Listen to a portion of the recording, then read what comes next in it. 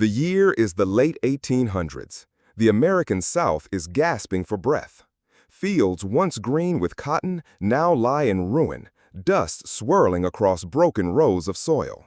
Farmers' hands are cracked and bleeding, their eyes heavy with despair. The land has given everything it could, and now it gives nothing back. Families pack their belongings onto wagons, whispering prayers they no longer believe in. Towns crumble. Hope vanishes. And yet, out of this devastation, history whispers a name: George Washington Carver. One man, born into slavery, would one day save this wounded land from total collapse. But who was he? Look closer. His face is soft, almost gentle. His voice quiet. Nothing about him seems threatening. Nothing about him suggests power. And yet, hidden behind those calm eyes is a fire, a relentless curiosity, an obsession with the earth itself. This is the man who would take lifeless soil and make it bloom again. The man who would teach the South that salvation could come not from cotton, but from the humble peanut, the sweet potato, the overlooked crops that no one thought mattered. But wait, how does a boy, born frail and weak, stolen from his family before he could walk, with no money, no parents, and no future, how does that child rise to hold the fate of an entire region in his hands? That is the mystery. That is the story. And to understand it, to truly feel the weight of what Carver overcame, we must go back. Back to the very beginning. Back to a time when his life itself hung by a thread. Because before George Washington Carver could change the world, he had to survive it. So, how does survival shape a savior? That answer begins now. Stepping into the South after the Civil War. The guns have gone silent. The chains are broken. But freedom does not taste sweet. It tastes uncertain, bitter, almost cruel. 4 million freed men and women stumble into a world that has promised liberty, yet offers nothing but poverty and fear. The South is scarred. Its lifeblood, cotton, once called King Cotton, is now a tyrant that has devoured the very soil it ruled. Year after year, farmers plant the same crop. Year after year, the earth gives less and less and less. The land is bleeding to death. And the people, they are trapped. Sharecroppers, black and white, tied to a cycle of debt they can never escape. Fields stretch for miles, but bellies remain empty. Children watch their parents work from sunrise to nightfall, only to hand over most of the harvest to landowners. Desperation settles like dust. The South has freedom, but no future. And in the middle of this broken land, a child is born. George, a baby frail, sickly, barely clinging to life. His father already gone, his mother soon taken, kidnapped by raiders who would never bring her back. He is left with nothing. No parents, no wealth, not even health. The boy who would one day feed millions began life not knowing if he himself would survive. Raised in the small wooden cabin of his former slaveholders, George is fragile, coughing, often too weak to join the other children. But while others play, George listens. He watches. He notices the whispers of nature that others ignore. He nails in the dirt, studying plants, flowers, the mysterious language of the soil. A dying stem fascinates him. A blooming weed fills him with questions. Every leaf, every petal becomes his classroom. There is no teacher, no textbook, just curiosity. And that curiosity becomes his escape. Because while the South is drowning in cotton, while poverty crushes the freedmen, while the soil grows weaker by the season, this boy is quietly falling in love with the earth itself. It is a love that will one day rescue the South from ruin. But how could it? How could a boy who wasn't even allowed inside a school, A boy born at the very bottom of America's broken system, grow into the scientist who would stand before Congress, world leaders, and farmers alike and change everything they thought they knew about survival. The answer lies in the journey ahead, and it begins with a single question.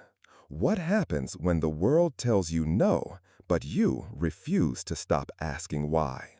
Imagine being a child, so desperate to learn that you would walk miles barefoot just for the chance to peek into a classroom where you weren't welcome.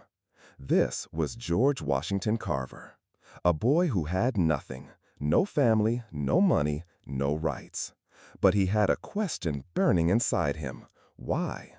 Why did plants grow? Why did some die? Why did the earth give and then refuse to give again? And because no one around him could answer, George decided he would find the answers himself. He carried pencils whittled from sticks. He sketched leaves, flowers, roots like they were portraits of royalty. Every stem had a story. Every petal was a mystery. When he touched the soil, it wasn't dirt. It was life. It was possibility. It was God's handwriting. But in the South of the late 1800s, knowledge was forbidden to boys like George. Schools shut their doors. Teachers turned him away. Signs on walls screamed the truth. No colored allowed. Still, he kept walking. Through cold nights, through storms, through fields where men who looked like him still bent their backs as if slavery had never ended. And at the end of those roads, sometimes, he found a classroom. Sometimes only for a day, sometimes for a week, until prejudice slammed the door again. Yet George never stopped. Every time he was told no, he answered with another why. His hunger grew.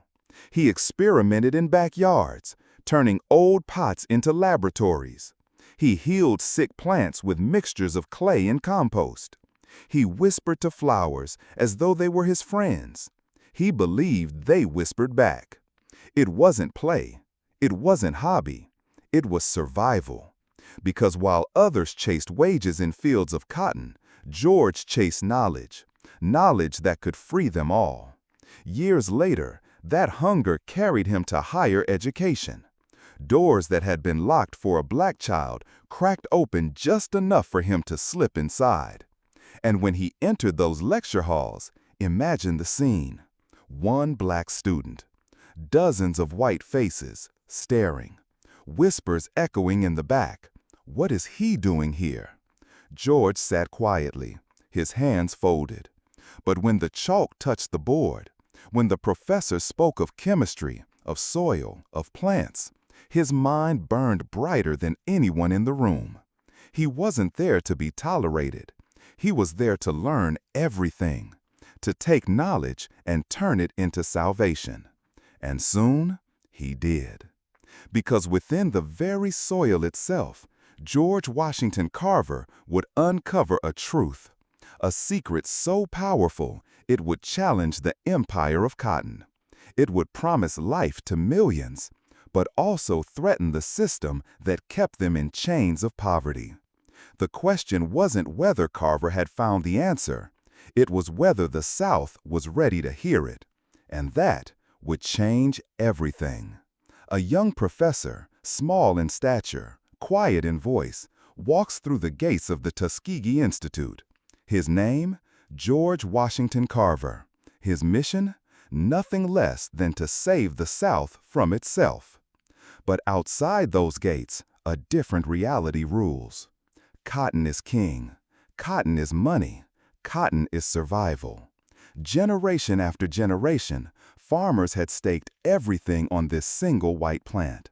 The market demanded it. The landowners demanded it. Even the banks demanded it. Cotton wasn't just a crop. It was a chain around the South's neck.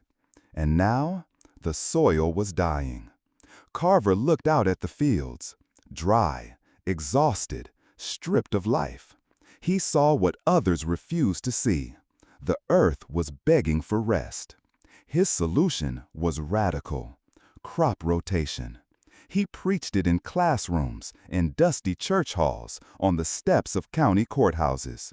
Plant peanuts, plant sweet potatoes, plant legumes, let the soil heal, and it will feed you back. But the response? Laughter, scorn, suspicion. Farmers scoffed. Peanuts? Sweet potatoes? Where's the profit in that? Others hissed. Cotton made us rich. Cotton built this land. Why change now? To them, Carver's science was an insult, an attack on tradition. And for sharecroppers already drowning in debt, the choice wasn't science or tradition, it was survival. If they gambled on peanuts and failed, their children would starve. Imagine the weight on Carver's shoulders. He had the knowledge to save them. He had the vision to restore the land. But he couldn't make them believe. He walked among farmers whose faces were carved with lines of fear and fatigue. He saw mothers boiling the same meager crops night after night. He watched fathers bend their backs under debts they could never repay. He wasn't just fighting ignorance, he was fighting desperation. And desperation doesn't listen to lectures. At Tuskegee, he built a mobile classroom, a wagon filled with seeds, jars, soil samples. He called it the Jessup wagon. He drove it across the South, showing with his own hands how the soil could be revived. Some stared in awe, some turned away in anger, and some whispered that Carver was crazy. But he kept going. Because Carver knew the truth. The South was sitting on a ticking time bomb. The cotton fields were reaching their breaking point. And when the land finally collapsed, when cotton betrayed the people who worshipped it, only then would they remember the quiet professor with the wagon full of peanuts. The question was, would anyone believe him until it was too late? The South, early 1900s. The mighty cotton fields, once symbols of wealth, once called white gold, are dying. The culprit? A tiny, merciless insect, the boll weevil. It sweeps across the South like a plague, gnawing, destroying, devouring. Farmers wake to find fields that once promised fortune, now littered with ruin. Carver had warned them. The soil is weak, cotton will fail. They laughed then. They mocked him. But now, every laugh has turned into silence. And into that silence, George Washington Carver offers hope. Not in cotton, not in the old ways, but in something humbler. The peanut, the soybean, the pecan. Crops no one cared about. Crops most considered worthless. Carver whispers, "These will save you." But he doesn't stop with words. He rolls up his sleeves and transforms the ordinary into the extraordinary. Peanuts become oils. Peanuts become plastics. Peanuts become paper, dyes, even cosmetics. Sweet potatoes become flour, rubber, even building materials. In his laboratory at Tuskegee, every experiment is a revelation. Every discovery is a weapon against hunger. Every jar, every vial, every notebook, proof that survival does not have to be chained to cotton. But Carver's genius came with humility. He refused to patent most of his work. He refused to claim riches. When pressed, he said softly, "God gave them to me. How can I sell them?" He saw himself not as an inventor seeking fame, but as a servant, handing the South a second chance. And yet, even as he rose to national attention, even as newspapers hailed his miracle crops, a cruel shadow followed him. Many dismissed him, reduced him to a caricature, called him the Peanut Man. They saw only the peanut, not the visionary, not the chemist, not the man whose discoveries had given desperate farmers hope where there had been none. Carver smiled through it, but behind that gentle smile was the weight of every struggle he had carried since childhood. And then, history tightened its grip again. The South's crisis had grown into a national one, America itself would face shortages, questions of survival, and the eyes of the powerful would turn, finally, to George Washington Carver, the quiet man from Tuskegee, the boy born enslaved, the scientist dismissed as a peanut man. Would he be ready to prove them all wrong on the grandest stage of all? Washington, D.C. The marble halls of Congress echo with the footsteps of powerful men. It is the early 1920s, and America is hungry for solutions. Farmers are desperate. Industries are searching. The nation is shifting into a new century of machines, invention, and war on the horizon. And into this grand chamber walks George Washington Carver, a small man, thin frame, gentle voice, worn suit, a black scientist from Alabama. The senators look at him and smirk. This is the man? This quiet professor from Tuskegee? What could he possibly teach them about saving America's crops? Carver stands before them, no notes in his hand, no papers, no prepared speech, just faith in what he knows. The room hushes. He begins softly, almost too softly to hear, but within moments, every senator is leaning forward. Carver does not speak of cotton. He speaks of peanuts, the humble peanut, a crop they barely respect. And yet, in his voice, it becomes a miracle. He paints a vision. Peanuts is food. Peanuts is oil. Peanuts is milk, paper, plastic, cosmetics. More than 300 uses, each more astonishing than the last. With every word, his voice grows steadier. With every explanation, the chamber grows warmer. Skepticism turns into fascination. The senators, men who came expecting a timid black professor to stumble, now watch in silence, almost breathless, as Carver spins an unbroken lecture for an entire hour. An hour without a single note. An hour carried only by the knowledge in his mind and the conviction in his heart. When he finishes, the chamber erupts. Applause thunders against the marble. Some senators rise to their feet. The peanut, mocked, overlooked, dismissed, has just been crowned as one of America's most vital crops. And George Washington Carver, once a frail boy born into slavery, now stands as the nation's agricultural prophet. But here's the twist. For Carver, this moment was never about peanuts. It was never about applause. It was never about fame. Because his greatest contribution wasn't a single product. It wasn't even the hundreds of discoveries that poured from his lab. It was something far more powerful. Something that no Senate chamber could contain. And that would become his true legacy. A man who once walked barefoot down dusty southern roads now walks the polished floors of the White House. George Washington Carver, born enslaved, raised in poverty, now shakes the hand of President Franklin D. Roosevelt, not as a servant, not as a guest, but as an equal. Carver's fame has spread across oceans. In Detroit, industrial titan Henry Ford calls him a friend, welcoming him into his laboratories.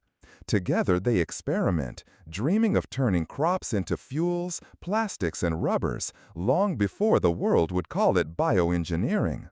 Across the sea, Mahatma Gandhi asks for his counsel. The great leader of India, searching for wisdom on how a nation could feed itself, looks to Carver, not just for science, but for spirit. Kings, generals, inventors, presidents, the most powerful men of the age turn to George Washington Carver for answers. And yet, Carver never left his tiny dorm room at Tuskegee Institute. He slept on a simple cot. He cooked in a small pot. He owned little more than his notebooks, his samples, his Bible. Wealth was offered. He refused. Patents were encouraged. He declined. When pressed, he said, "God gave them to me. How can I sell them?" Imagine the humility. Imagine the restraint. In a world chasing riches, he chased meaning. His true gift was never the peanut, never the sweet potato, never the 300 discoveries that filled his laboratory. His true gift was hope.